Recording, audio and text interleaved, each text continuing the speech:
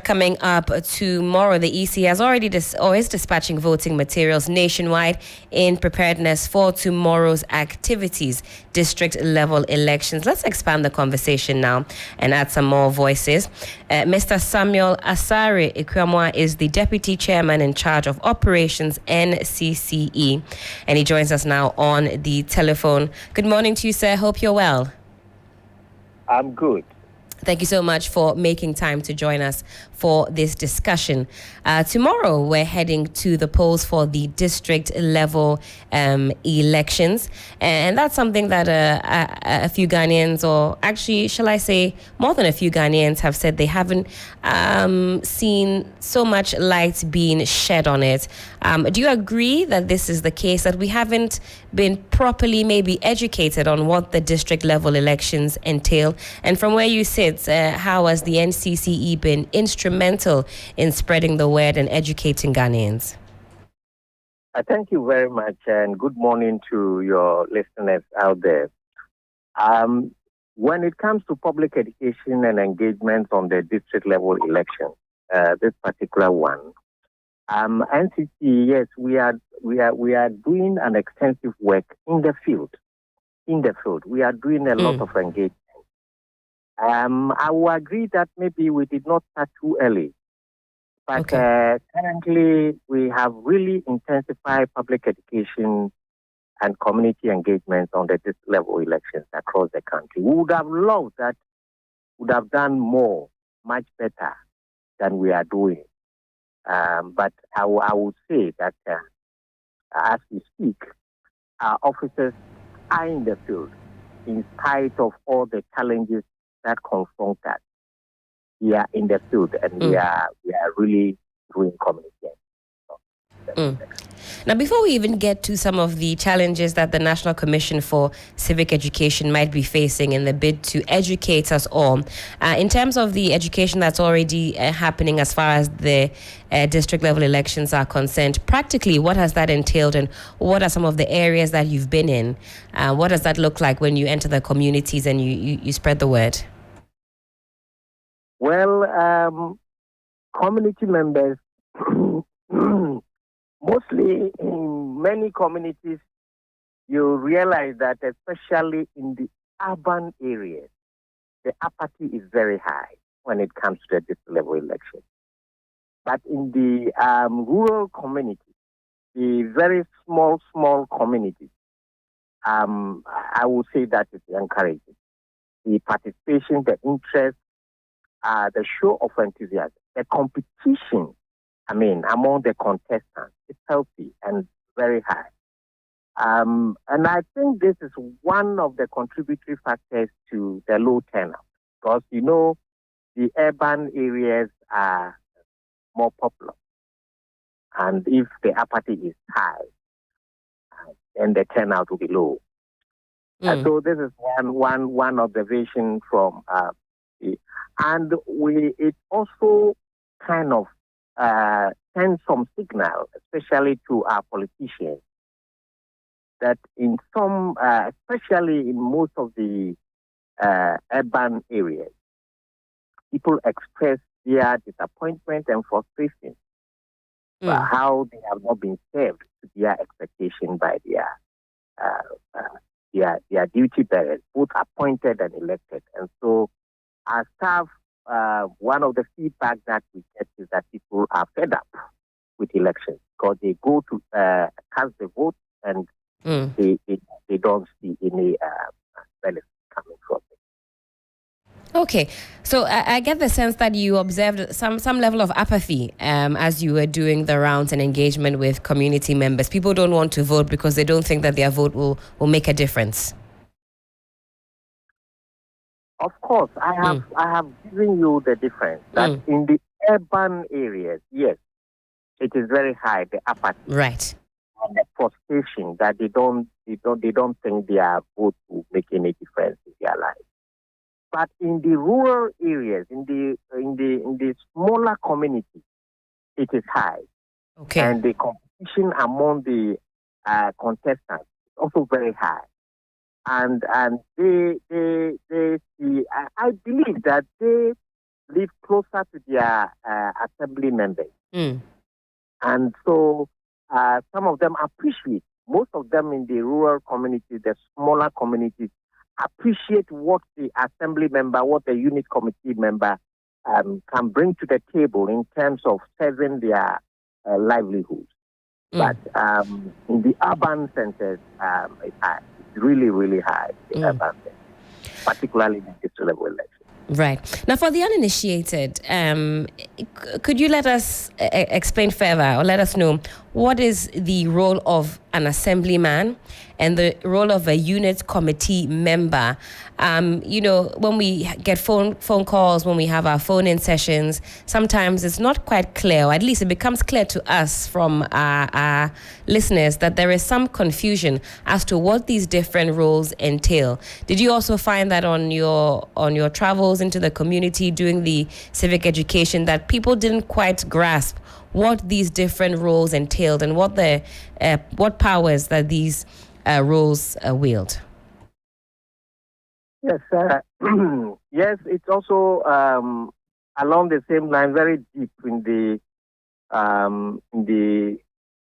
urban centers, that people don't seem to see the difference. Some people don't even know that there is a unit committee in the area where they live or in the area where they work. Some people don't even know. That's right. In the urban center, the big centers, okay? You come to Accra, Kumasi, people in particular areas don't even know that there is a unit committee in their area, okay? But you move into a rural community, yes, they know them, okay? And they know the work they do. And for us, or for our listening audience, the assembly member is the one who goes to the district assembly, who attends assembly meetings and represents the people. The unit committee members are just a subsidiary. They are just a subset of the assembly. They are lower structure, and they provide a vital link between the people and the assembly. So the unit committee members will help the assembly members to work in the electoral areas in smaller units that constitute the assembly. So they will engage smaller groups and help with the collection of revenue and, help in the running of the unit in terms of administering the bylaws of the assembly. The assembly member has some deliberative role. Goes to the assembly, takes the people's messages to the assembly. So if the assembly member has to meet a community for it, the unit committee will be the organization that will mobilize the people for the assembly member to come and listen to them and take whatever their views are, whatever their opinions are, to the assembly to deliberate on it and to ensure that whatever their expectations are met. Now, a lot has been said about whether or not MMDCEs should be elected, especially given, for example, the waiting time that we saw in times past last year. Is that something that you agree with, that MMDCEs should be elected into power as opposed to being vetted and appointed by the president? Yes, I agree. They should be elected. They should be elected. MMDCEs should be elected. In fact, that is one of the contradictions in our arrangement, in our political system. The MMDCEs must be elected. And unfortunately, our constitutional provisions, look at Article 55, 3 or 2, will not permit that, especially when it comes to electing them on partisan basis. That's right. The NCCE, as far back as 10 years ago, conducted research into how the people of Ghana want MMDC to ascend to their office. And it was clear, a high, percentage said they should be elected. Okay? But as to whether it should be partisan, that was another thing. If we want to generate enthusiasm and enhance public participation, yes, on partisan basis. But we could also ask ourselves whether the kind of polarization that we encounter at national level, that's right, whether we are ready to take it there to the district assembly. Would you see? Are we ready to take it there? Before I come to that, the Constitution says that the district assembly is a non-partisan body. But the non-partisan body, the president has the power to appoint a partisan person to go and head it, which is the MMDC. That's right. And that is a big contradiction which we must work to correct. Okay? We must work to correct. Because if the Constitution says it should be non-partisan, then why do we superimpose a partisan leadership on it? That's the biggest contradiction. So as a people, we need to go back to revisit the issue of constitutional reform to deal with this issue of the contradiction and to make a choice whether we are ready to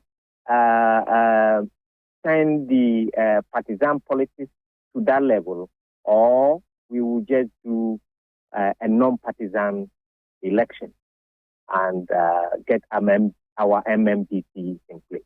Well, thank you for that very useful information and setting out the different roles and responsibilities of the various actors, assemblymen and unit committee members. But we know the National Commission for Civic Education plays a very important role in our society. The commission works to promote and sustain democracy and inculcates in the Ghanaian citizenry the awareness of their rights and obligations through civic education. Super important indeed. At the beginning of our conversation, you mentioned that there are some challenges. What would you say is the NCCE's biggest challenge as far as carrying out this very important duty is? Our challenges have been overflowed, and sometimes I'm not even motivated to speak about them in public. They have been overflowed. Right. I think people know, and we have been associated with deprivation. And I therefore prefer rather to talk about one particular one, which is not resource-based. Okay. We have two broader mandates. The Constitution gives us very broad mandate. If you look at Article 2.3, Article 231. Right. Yes. The role that we are expected to play is so broad to create and sustain within the citizenry the awareness of the principles and objectives of the Constitution. This is just and it's massive, and it covers everything. When it comes to elections, we expect that the NCC will go out there on voter education and awareness creation and go beyond that to ensure that people are even motivated to participate, offering themselves as candidates and also going to vote, and even looking at inclusivity, getting gender equality, getting women, participant persons with disability to participate in it. Just elections. And if any of these things fail, we will be blamed. Meanwhile, the Electoral Commission is perceived by the public as the one who has the mandate to run elections. So if you go to compete for resources, you'll be told that's not your core mandate. Okay, let's go back to HIV/AIDS, for instance. All right. Which has gone beyond medical to, it's gone beyond a medical problem. If people have low levels of HIV problem, for instance. We are blamed for it. Meanwhile, there's an AIDS commission. But if you go back to look at our mandate by the Constitution, yes, we can be blamed because our mandate said that we must create that awareness. That's right. But if we want to go and compete for resources with the AIDS Commission, for instance, it is their core mandate. So any reasonable allocator will give the allocation to the AIDS Commission. If you come to road traffic problems, the road traffic accidents, the recklessness on our roads, we are blamed. But there is a road traffic commission. That's right. Is it road traffic or road safety commission? Road Safety Authority. They will not be blamed much, but we will be blamed. You see, so with the NCCE, everything that goes wrong in this country, we are blamed. Because our mandate is broad. And the public are justified in blaming us because our mandate says it's within our mandate to deal with the issue. But because of the broadness and the fact that others find it as their core mandate, they will be allocated resources when it comes to prioritizing the allocation. And NCCE, we become jack of all trades and masters of none. And this is, for me, the biggest problem confronting this commission. And therefore, again, when it comes to constitutional reforms, the NCC mandate should be looked at and a way to harmonize our mandate and the mandate of other institutions is taken care of. We talk about human rights issues. That's right. But there is a Commission on Human Rights and Administrative Justice. Correct. And you realize that all these institutions, in their core mandate, public education and awareness creation will not be a priority. But for us, what we do on a daily basis is public education and engagement. And so if there is a coordination point where all these institutions will come together and harmonize the seemingly parallel mandate that we have, there will be peace. And resource allocation may not necessarily have to be fought over, but the deepening of collaboration and synergizing our efforts to reduce duplication and also multiple use of funds will help to deliver the mandate of all these institutions and the NCC. Now, speaking of harmonization and collaboration, because you bring up different institutions who also have a mandate of public education, I want to ask about the EC, the Electoral Commission, and the NCCE. What do the collaborative efforts look like practically as far as educating the public on elections is concerned as we project into 2024? How harmonious is that relationship? Or maybe it's too early in the day to talk about the relationship when it comes to public education and engagement between us and the Electoral Commission. Sure. And it's not only the Electoral Commission. I've mentioned many more organizations. That's right. And I'm saying that whoever allocates resources, see them as the one that has the core mandate. But when they get their resources, they are independent institutions. They are not obliged to seed out or to contract us to do public education and resources. No. Right. They are also an independent organization, a constitutional body. And therefore, there's no compulsion. There's no obligation on their part that when they get their resources, they should come back to NCCE and ask NCCE. What all that can do is to get the NCCE to work together to deliver the public education or voter education. But the resource allocation has to be done independently as the arrangement goes. Unless there is an arrangement where there is a pool of resources that all of us can source.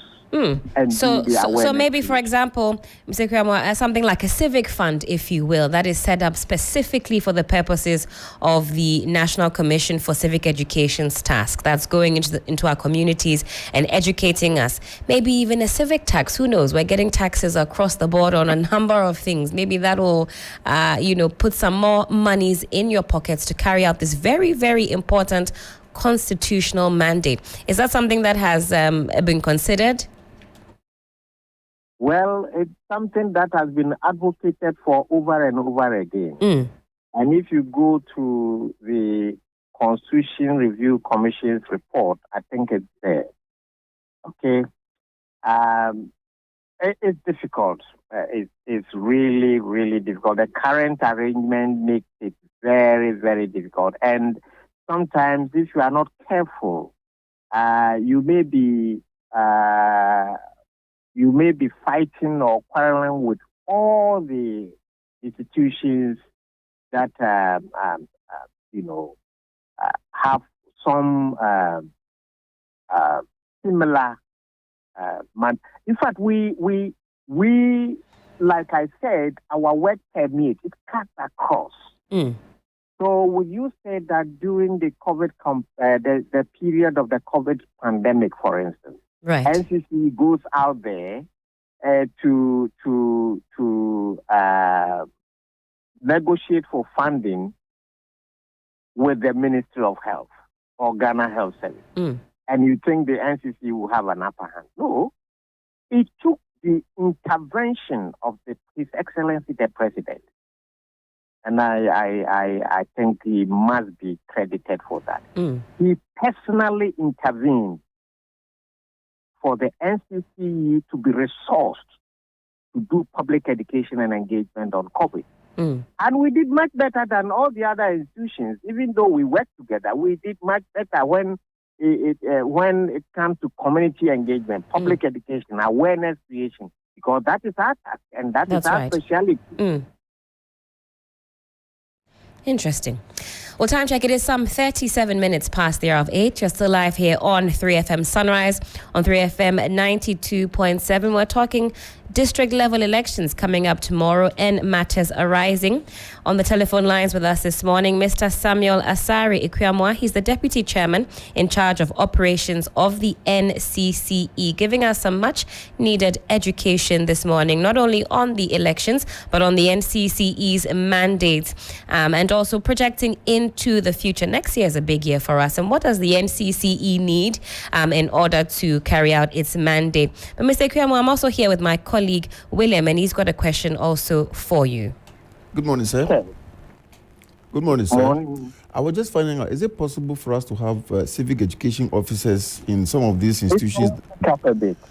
I'm asking if it's possible for us to have civic education officers in some of the institutions you mentioned, so that you can coordinate the activities from that point. For instance, if you have one at the AS Commission, the National Road Safety Authority, and all the other institutions, because you said those are not their core mandates. I agree. Is it possible to have civic education officers in those institutions so that you can then coordinate the activities through those officers? Well, that is your suggestion. I respect that suggestion, but I don't think it may be an alternative. But I don't think the national pairs can carry that. You know how many people we have across the country? About 1,700 members of staff across the country. We have 263 district offices, and we have 16 regional offices, plus the head office. We are almost 280 offices, and we have 1,700 members of staff. Just strike the average, and you will see the challenge. Okay. In some districts, we have as low as 2 members of staff. to cover an entire district, right? And so to say we should expand to appoint civic education officers in other institutions to ensure that civic education is carried out. The problem is the resource allocation, my brother. So if the civic education officer is appointed to Ghana Health Service, who does he take instructions for? And who resources that officer? Would that officer be resourced by the chairman of the NCCE? And who will he take instructions from? You see, it's a suggestion you are putting up, but I tell you, with the kind of exposure that I have had in this job, close to 30 years in this job, my brother, I tell you, the problem is resource allocation. Okay. Resource allocation, including human resource allocation.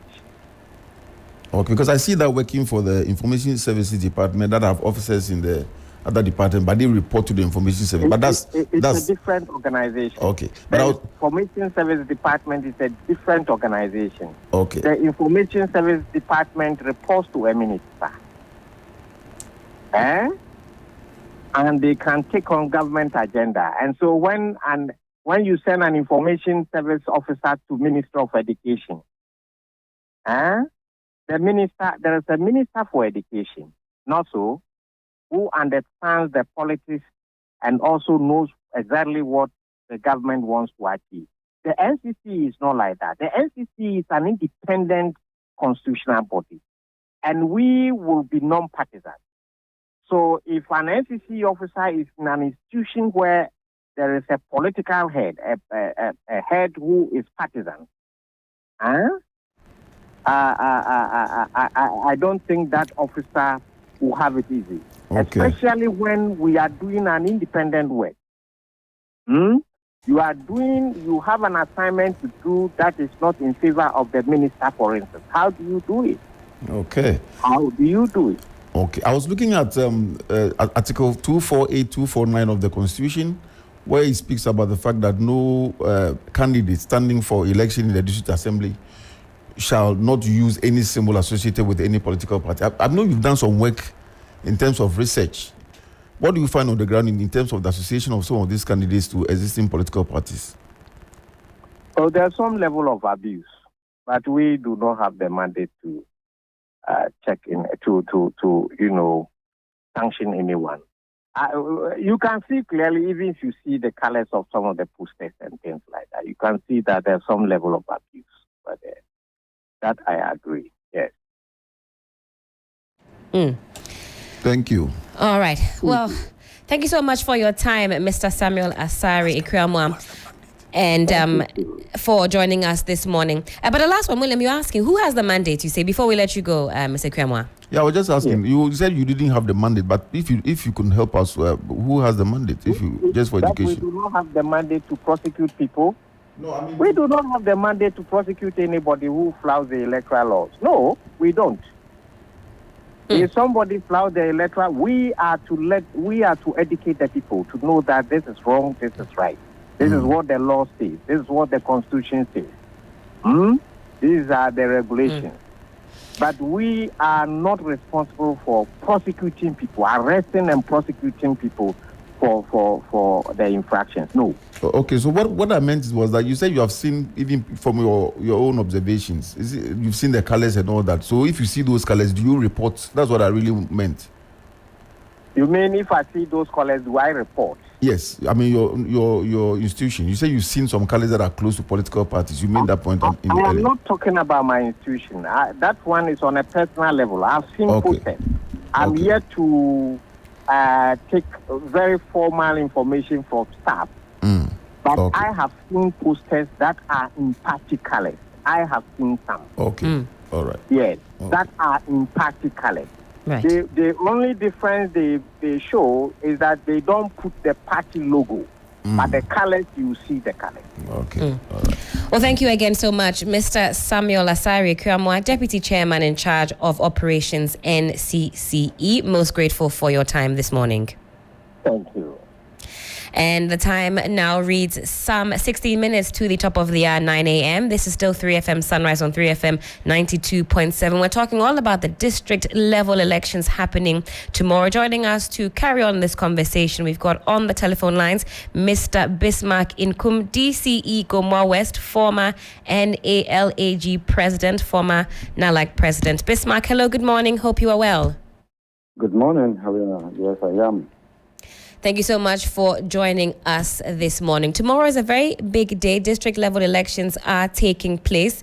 Dr. Bosman Asari of the EC says approximately some 66,000 Assembly and Unit Committee members would be elected tomorrow with a 70% voter turnout expected as compared to 50% turnouts in December 17, 2019. From where you sit, do you agree that there should be a big turnout tomorrow, or that there will be a big turnout tomorrow for these elections? Yes. Good morning to your viewers and listeners. The District Assembly elections historically has experienced low turnout, as you have just said. But this year, I think, will be an exception because I see a huge interest from the two dominant political parties, the National Democratic Congress and the New Patriotic Party. And that should naturally drive the turnout, getting people to go out and vote. I have always held the view that the low-level turnout associated with the district-level elections is as a result of the constitutional impediment not allowing political parties to openly participate in the process. I would agree to some extent with the National Commission for Civic Education, but there is a point of departure because they also educate the general public on the general elections. And we have had good voter turnout, in most cases going beyond 70%. The reason is simply because there is a corporate competition. The NPP is there, the NDC is there, CPP, National Democratic Party, all of them, they are there. So there is a corporate competition. People are fighting to secure victory for their party emblem. So naturally, because there is that corporate competition, we will have the political parties investing heavily in the general election and thereby driving the voters to turn up to vote. I think we have a problem with the District Assembly election just because political parties are not made to openly participate. So, yes, this year I expect, because in my own district, I have seen regional executives of the National Democratic Congress campaigning all over the place, obviously not in their party colors, so you can't say that they are putting party interest ahead of the national constitution. So I expect this year in some regions to be an exception, especially in the central region where I am. Okay. So, Honorable, you say you saw some, you say NDC members, campaigning, but not in their party colors. Yes. Okay. Yes. Any other parties you saw front and center also, campaigning? So far, I have not seen the smaller parties, but the regional executives of the NDC are visibly everywhere. Right now in Gomoa West, they are holding meetings. They are holding meetings with NDC members, asking them to go and vote for candidate A or candidate B. So I can say yes. Naturally, as a chief executive, I belong to the New Patriotic Party, and I am also campaigning. I'm campaigning for candidates that I feel are best suited for the job or for the office of an assembly member. Obviously, I'm also doing it without a party color. So I can say, yes, that my party has an interest. I am working. We have constituency officers who are also working, and we have NDC regional officers who are visibly working. So the only difference is that they are not wearing party colors. Now, you talk about when we started the conversation about the potential high participation, some 70% voter turnout expected, and you say you're seeing more interest or a keener interest this year. And is this just because of, you say, you know, party members campaigning, or is there more of an awareness of what these roles are? So the assemblyman, the unit committee members, do you believe the average citizen knows exactly what roles these actors play? So the interest I see now cannot be linked to any kind of creation of awareness.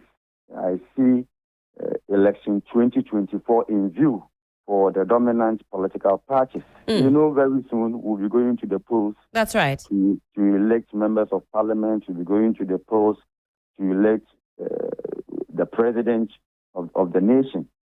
And some way, somehow, the dominant political parties are of the view that if they're able to, remember we have about 6,500 electoral areas in the country. So we'll be electing about 6,500 assembly members. And so the political parties are of the view that if they have individuals that are associated with the political parties, then what it means is that going forward into 2024, they have, in a way, I want to put it in quotes, they have representatives in those electoral areas to be able to lead their campaign. And there is also a perception that feeds into it, that once we are able to get a lot of our people who are associated with us win these electoral areas, then it will feed into the political campaign going into 2024. I have had an occasion of doing that before. I was a constituency chairman. Right. And at the time, in 2015, we had 36 electoral areas in Gomoa West. So I set and we had only 9 at the time. So as a chairman, I set a target that we had to break even. We were able to break even 18-18, and we went ahead to win the general election in 2016. So some way, somehow, I'm not speaking to a specific research that has been done, but a pure perception feeding into this kind of interest that political parties are taking as far as this is concerned. Okay, so that's how you make the link between the district level elections and the general elections, which we know will be taking place next year, December 2024. You say no research as yet, but your perception is that if you have your men, or you have the numbers, if you will, that can feed into the general elections. But Honorable, I'm also here with my colleague William, and he's got a question or two as we expand on this conversation. You talk about, party colors or campaigning, but not in party colors, if you will. Good morning, sir. Good morning. I was just looking at the Constitution again, Article 248, 249. That talks about the fact that those putting themselves out for election in the district level election shouldn't be associated with any party colors and party symbols. Are you aware that some party members are getting some candidates are getting support from some of these political parties? Yes, I am obviously aware that candidates are getting support from political parties. But what I have not seen is the symbols of the political parties being used. Yes, I can attest to the fact that some of the posters you see on the walls, posted on the streets, you could easily infer from it that this candidate belongs to Party A or Party B. There are some that you see the blue, red, and white. But they are colors for all of us to use. So once the party emblem is not there, you can't conclude that this person is coming from the New Patriotic Party. I remember I attended a program, I think Apostolic Church or so, and the entire church colors is that of the New Patriotic Party colors. I went there and I felt like I have come to a party meeting because I was met with the colors. But that was a church meeting. So yes, I am aware that colors are being used, but people are smart. They are not using the symbols. But are you, as a party person, are you endorsing any candidate? endorsing any candidate publicly. Publicly or privately? No. Or privately? Privately, I will not lie to you. I cannot be an ostrich. I am. Flouting the Constitution. That's what I have told you. But that's flouting the Constitution. 2482. No, it is not. It is not. They say a political party. You belong to a political party. Yes. And you are endorsing a candidate privately. But I am a human being first and foremost before I join a political party. So my affected right as a human being has not been taken away from me just because I belong to a political party. So I can go into the public domain and campaign for somebody not with the elephant symbol, not with the umbrella symbol, and that doesn't mean that I am politically campaigning. No, or doing a partisan campaign. But you have the elephant symbol on your head now because you are a DC, as you said, you are appointed by the party. Pardon me? I'm saying that you have the elephant symbol on your head now because you are appointed by the MPP government. Yes, but you should know that the DC chief executive is also an assembly member. So in the same article of the Constitution that you just read, I was confirmed not because I am an elephant. I was confirmed because I was suitable. The assembly members from all sides confirmed me. So I am apolitical as far as my office is concerned. So it means to be a challenge to really observe these two articles in the Constitution. Do you agree? That is why I'm saying that. That is why at the time when I was a NALAC president, I was for the proposition that we should make election of district assemblies. The district assembly election should be made partisan. Partisan, okay. Yes, in fact, the low-level patronage is simply because it is non-partisan. Yes, I want to confidently state this. It's simply because it is non-partisan. But when it is partisan, the political parties are using their machinery, the various tools, the various vehicles. They are investing heavily in it. You see their colors in town flying all over. Everybody is trying to outcompete each other. That naturally will drive a higher voter turnout. But where it is allowed for the individuals with their smallest of strengths trying to work it out on their own, they are unable. So, for example, you take an assembly member who has an electoral area that has, say, 10,000 citizens or 5,000 citizens living in it, and this assembly member or the potential assembly member will have to go around and campaign, will have to visit them in their various homes if they want to do effective campaign. There are some electoral areas, the communities involving are far apart. You have a community where you have to drive maybe 10 kilometers, in some cases 5 kilometers, 2 kilometers, to go into the various communities that make up the electoral area. What is the strength of the potential assembly member? Where will he get the fund to be able to invest in this enterprise? Mr. Nkum, this brings me to my last question. Still going to the Constitution, Article 250 indicates that the emoluments of the DCE shall be determined by Parliament and shall be charged on the consolidated fund.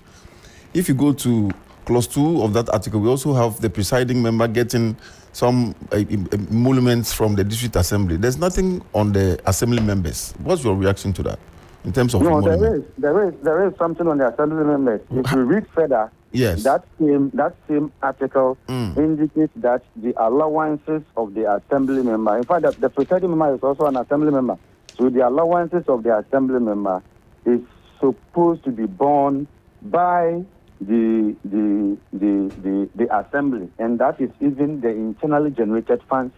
Yes, but you speak about allowance. I'm talking about, you don't take allowance, do you? No. That's what I'm saying.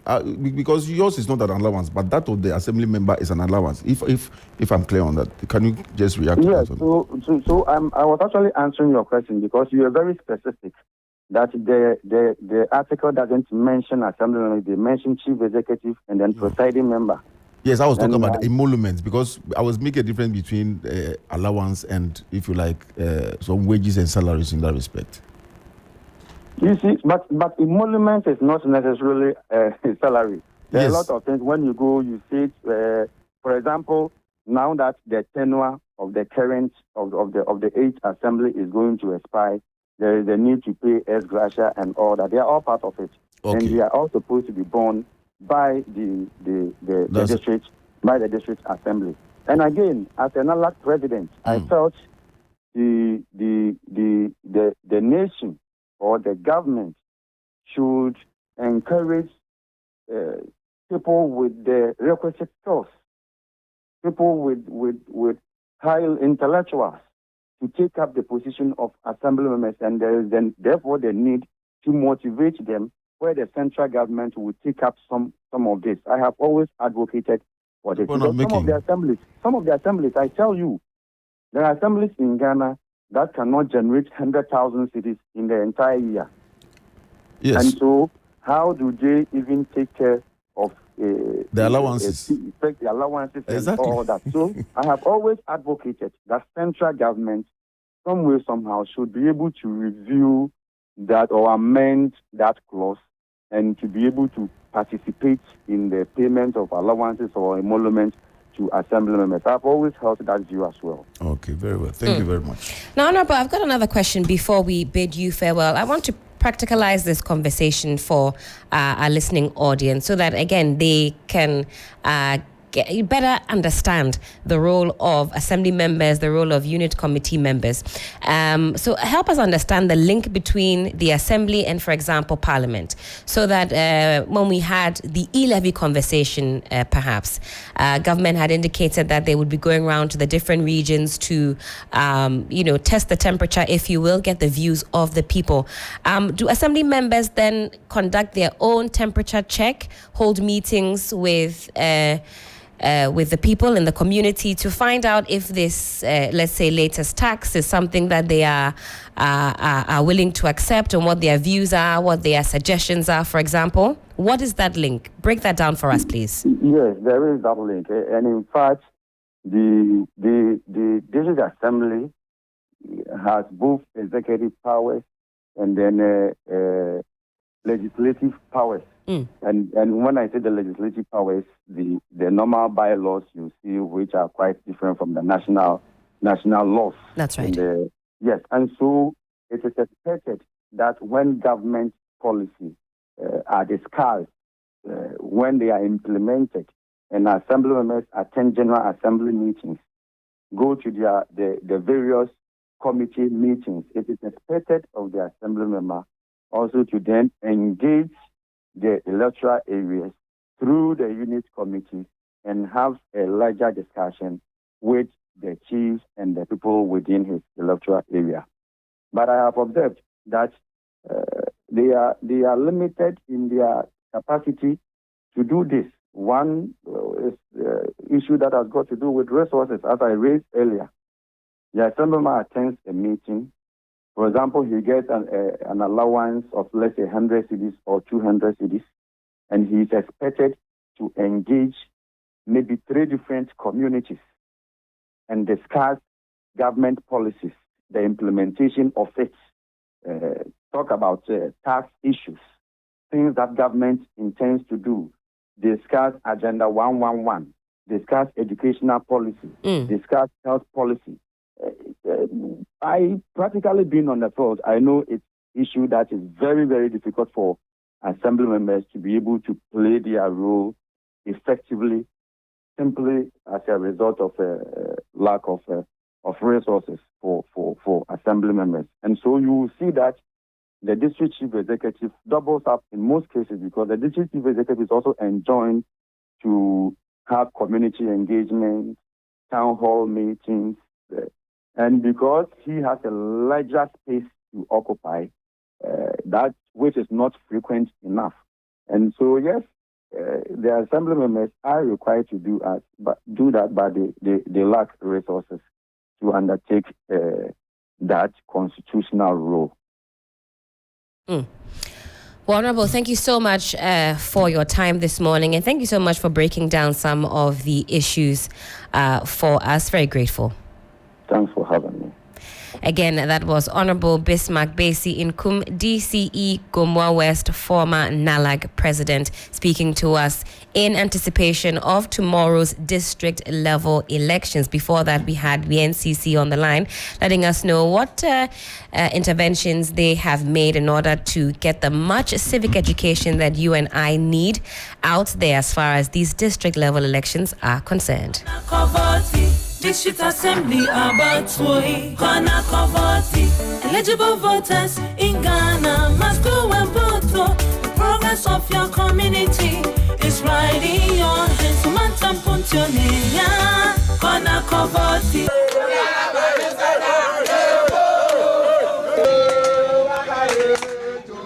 The chorus from the women echo louder. Singing in one accord, they proclaim there will no longer be hidden figures in Ghana's governance system. The progress of your community is right in your hands. The women are coming out. The clock is ticking fast. To change the narrative for more representation of women in Ghana's politics as we inch closer towards achieving Agenda 2030, the framework of the UN Commission on the Status of Women's reinvigorated targets for the Beijing Declaration and Platform for Action. This includes Ghana must have a female president or vice president by 2030, 60% of parliamentary seats, 60% of metropolitan, municipal and district chief executives posts, and 60% of assembly and unit committee members as women. Women must occupy 60% of ministerial portfolios, especially finance, energy, education, and health. 50% of vice-chancellors and university professors must be women, 60% of state corporation chief executive officers, Ghana Club 100 chief executive officers, and bank chief executive officers. This is a story making a case for the brave and courageous Ghanaian women contesting in the district-level assembly election.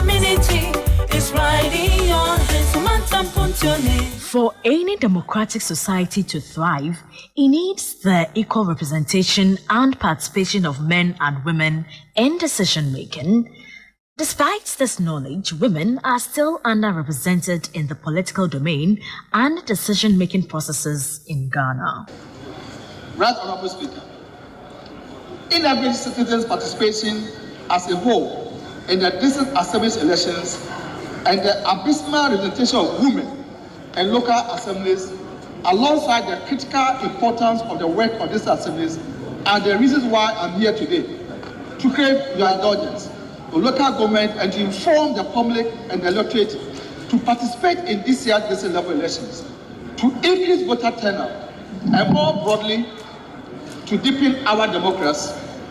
It is at the local level that most people or most women get the opportunity to participate because it is closer to us at home and it is easier for us to jump in and attend to community work and then go back. If we are not able to build our interest at the local level, this is the result we will see.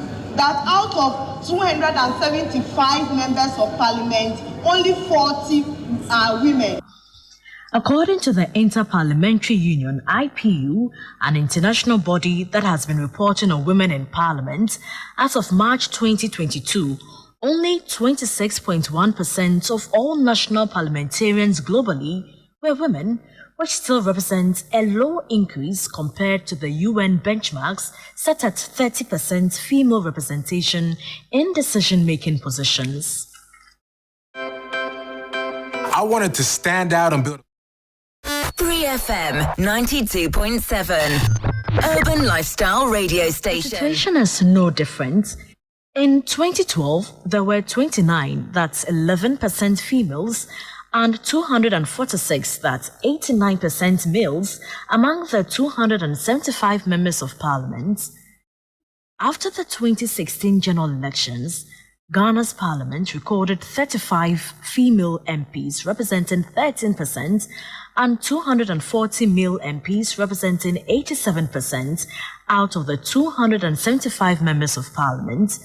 while the 2020 general elections recorded 40 female MPs representing 14.5% and 235 male MPs representing 85.4%.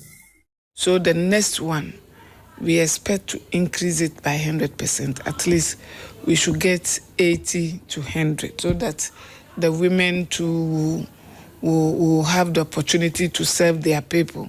And to me, it should be he for she. We have 275. Why should women be 40? They should give us the opportunity. Those who are here, you can see that they are all the effort they are doing to excel in their constituencies and in the chamber worth it. So we are pleading that wherever you find any woman, just vote for that person. Since the introduction of the decentralized system in Ghana in 1988, the situation at the local assembly level has been worrying. An analysis of results from the district assembly elections over the years shows a decrease in the number of women elected from 478 in 2006 of a total of 1,772 women candidates to 216 in 2019 of a total of 909 women candidates. I think one of the things that we've been striving for is opening up our political spaces to women participation. I know that it's always challenging and it's always difficult for women to be elected at the national level or 92.7 Urban Lifestyle Radio Station. And you're still live here on 3FM Sunrise on 3FM 92.7. We're talking all things district level elections. We've heard so far from the NCCE in the person of Mr. Samuel Ekwamwa, Deputy Chairman in charge of operations, and also Honorable Bismarck Inkum, DCE Gomwa West, former NALAC President. Let's also get onto the phone lines now and speak with Mr. Winfred Kofi Nyako. He is vying for a position in the Vakbo-Bohome electoral area. Good morning to you, sir. Hope you're well. Good morning, madam. How are we doing this morning? I'm doing so well.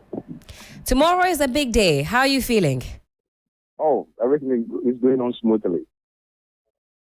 You say everything is going on smoothly. What are you expecting tomorrow after proceedings have been concluded? I'm expecting victory. Okay. And what have the efforts been like in connecting with your community members in letting them know what you are offering them? And in fact, what are you offering the people of Vakbo-Bohome? Sincerely speaking, I've been with my people all these years. I've been working with them. I'm a grassroots member. I've been with them all this while. All the communal leaders we've been organizing, all the street lights we've been repairing, and all stuff. I've been with them all this while. So they need not to go and vote for any other person aside Winfred Kofi Nyako. Come tomorrow for victory. You say tomorrow is going to be a victorious one. You were enumerating some of the reasons. You said street lights and so on and so forth. Expand on that for me, what your efforts have been in the community. My effort has been when the street lights goes off, I make sure they are being repaired. When school children are going to school, I give them package. I pay for school fees for students, especially the needy ones. These are some of the things I've been doing all this while. So they know so well that I've been with them. Do you think the members in the community are aware of what your core mandate is? Yes, please. Yeah, they are aware. They are aware. All right. Well, we wish you the best of luck. Thank you so much for your time, Mr. Nyako. Thanks so much. Thank you for speaking with us. Let's now get on to the other telephone line. We've got Mr. Amos Kokoti, Assembly Member, Bui-Dam Electoral Area. Good morning to you, sir. Hope you're well this morning. Yeah, good morning. I'm well in the Bono part of Ghana. And what is the temperature in the Bono part of Ghana? What is the vibe this morning? Well, the elections are coming. The atmosphere is quite charged. Looking at my part of the electoral area, I am at the Bui-Dam electoral area. Right. That area hosts the Bui-Dam, the Bui Power Authority, their dam. It hosts 250 megawatts solar It holds the Bui sugarcane factory that the government is building. It currently holds the cashew processing factory, which is also working. So you can see the temperature quite high and very hot here. For the people in the Bui Dam electoral area, what are the primary concerns? So you enumerate a number of things that are going well, but what are the things that are not going so well? Thank you. Bui Dam electoral area is a resettled community. Unlike the other electoral areas in Accra and Kumasi, etc., Bui Dam is the Bui resettled community is a complete resettled community. The people were resettled for the dam to be built. So when you look at the challenges we have, it's beyond the district assembly.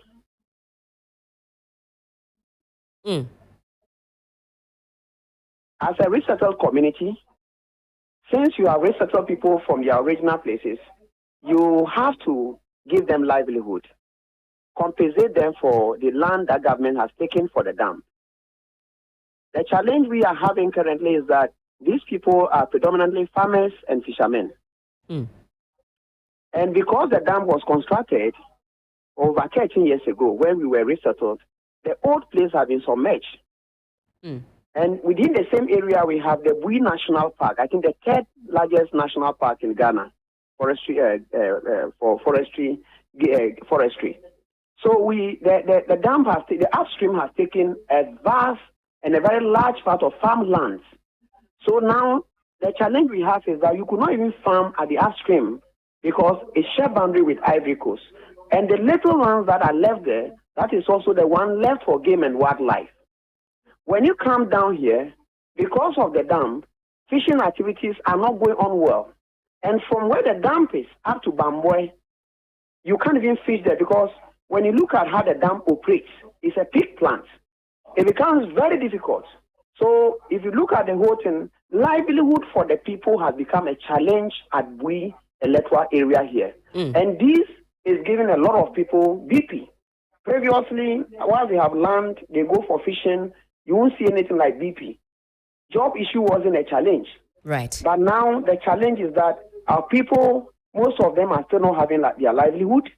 Few people are having livelihood, and it's a big challenge here.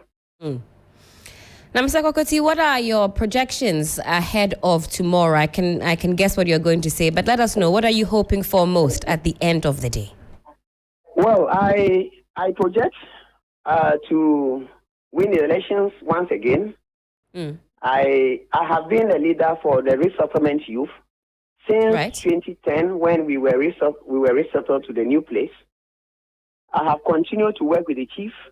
I've continued to work with We Power Authority, officials there, the CEOs, from Mr. Wari to the current CEO, Honorable Kofi Jamesi, and some directors, especially Director Eric, who is in charge of PAPs, Project Affected Persons. Right. I am expecting that we win this election and work together for the betterment of our people at the Bui resettlement electoral area. Now, because you also list a number of challenges, before I let you go, what is going to be your core mandate? I will first of all mention one or two things that I've been able to do for the past years. Between 2019 to today, previously We Power, we were having 5 persons working with We Power Authority, both at the head office in Accra and here at the generation station here. Within this period, as a leader, we were able to have dialogue with We Power Authority. They came in to give us quota. As I'm talking, they've been able to employ people within the community and both that's the Bole district and the Banda district. And I can mention about 57. There were issues of other casual work that was previously given to Zoom Lion. That job has been taken away from them and they have named it LEAP. And that has employed 76. We've been able to secure full scholarship for our people. As I'm talking to you, it started with 5 from 2019. Now, this year, WIPA was able to pick 16 people for full scholarship, feeding, accommodation, and tuition, everything free, with laptops. I have done enough. I think what I need to do, what they need to do more is the employment. Because aside the little quota given us, there were a few challenges where sometimes the quota is given, we don't see it. But we have managed to dialogue with the current CEO. Now, any employment quota that comes to the community, they write to the assemblyman and then copy the chiefs. So the chiefs are able to select people from the various communities. And whilst education is very paramount, and because of the industries that are coming, our people are equally going to school. So my issue is that we are praying that the coming years, we will work so hard, and then especially our basic schools, and then the electricity. Electricity is one of the challenges we are having. We are producing, we have sacrificed our ancestors, our life, everything, for generation of this power for Ghana. But you'll be surprised, we are still using NETCO, which is VRA. And it goes every afternoon. You are in a Bui resettlement community, but every afternoon, in fact, light can go off within the Bui resettlement communities, sometimes 15 times in a day. Whilst We Power has, they have their light poles and other stuff moving across the community. But they were willing to give us light. Sure. They made us to sit down with stakeholders, including the chiefs, for us to agree on how payment is going to be. But last minute, we were told that GEDCO said, NETCO, which is ECG, said because We Power's job is only to generate power, they cannot give power to the community that has sacrificed for this light. So as I told you, the light off situation at Bui is quite difficult, and it's affecting workers from Accra who are living within the community. All right. Educational infrastructures are also a challenge. We have submitted proposals to them. Because when you come to We Power, and a big company like this, and educational infrastructures within that area, when you see some of them, I'm sorry, it doesn't befit what we are seeing here compared to what is in our community. All right. Thank you. Okay, thank you so much for your time again, Mr. Amos Boche Kokoti, Assembly Member, Bui Dam Electoral Area. Let's hop on to our other phone line now and speak with Madame Charity Della Siame, aspirant, J. Kojo Electoral Area, Tema West. Hello, good morning. Good morning, Madam. Hope you're doing well this morning. Thank you so much for joining us. Thank you for having me this morning, and then thank you for your audience. Fantastic. Now, how prepared are you ahead of tomorrow's district level elections? Yes, thank you for this question. As you know, being an incumbent assembly member, I've been through an election once already in 2019. So this is the second time to retain my seat. And I'm prepared. I've campaigned vigorously. Despite being an incumbent, the competition is very key. So I'm really prepared for tomorrow, which I'm saying that the victory will be mine. Hopefully. Okay, you're hoping that victory will be yours. The EC is projecting a high voter turnout tomorrow, some 70%. From where you sit, do you think this number is accurate? And what is accounting for this proposed high turnout? Yes, when it comes to the district assembly election, the sensitization is low, participation is low, especially in terms of women affairs. That's right. So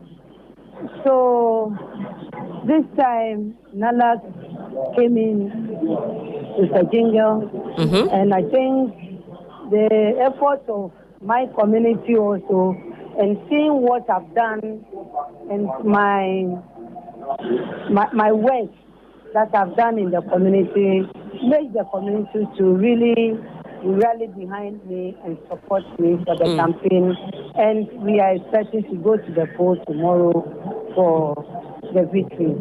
And I'm expecting a high turnout because of the strategic factors that are put in place.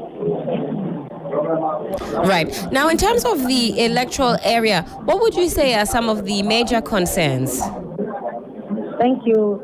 The Ajikojo electoral area, which forms part of the Tema West municipal area, has the largest it is the largest in terms of landmark, and in terms of development, is the most deprived area. We live in Tema, but when you come to the area, it looks as if it's a village. Especially our road network, our drains are very bad. We don't even have nothing or a tar road in the community. Not even a single one. Not a tar road in the community. Drains are now folding up. So it's a challenge. Our road network has been a major challenge or a major concern to the community members. All right.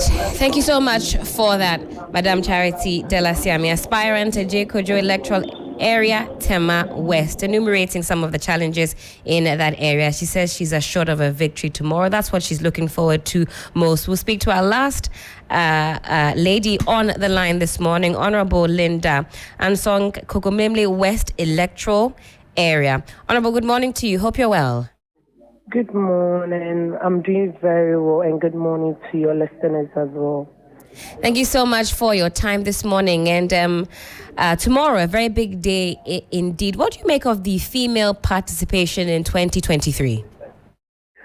Female participation in this 2023 district election is a bit encouraging, and I'm praying and hoping that we will all still see, so that at least female participation in district level, the percentage will go high. So that is my prayers and my wish as well. Now, as I've been asking other aspirants, what are the major challenges facing your area? When it comes to Kokomlemle West Electoral Area, my predecessors did very well in that electoral area.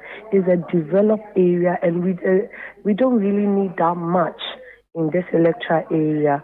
So I know when it comes to the road construction, is 80%. It's left with only 20% that needs to be done.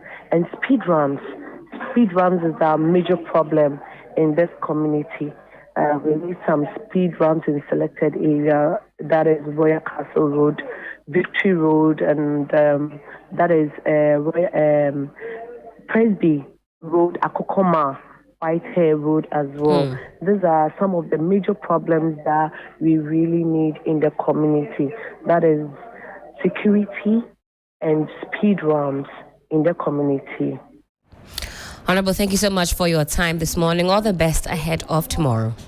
Thank you. Again, Linda Ansong, Kokomlemle West Electoral Area, hoping that tomorrow will be a victorious one. William, but before we wrap up on this conversation, some much needed education. Yes, I've just been looking at the composition of the District Assembly, and I just want to share it for the purposes of education. Article 242 of the Constitution, that's Chapter 20, indicates that a District Assembly shall consist of the following members: one person from each local government electoral area within the district elected by universal adult suffrage.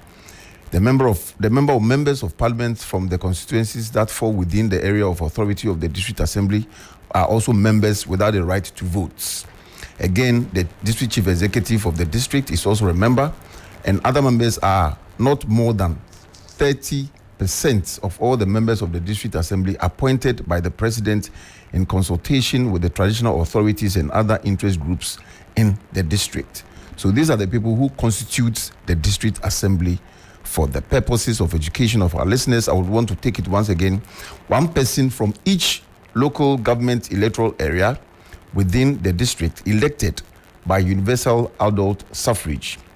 The members of parliament, that's MPs from the area or the constituency that fall within the area of authority of the District Assembly, are also members of the Assembly without the right to vote.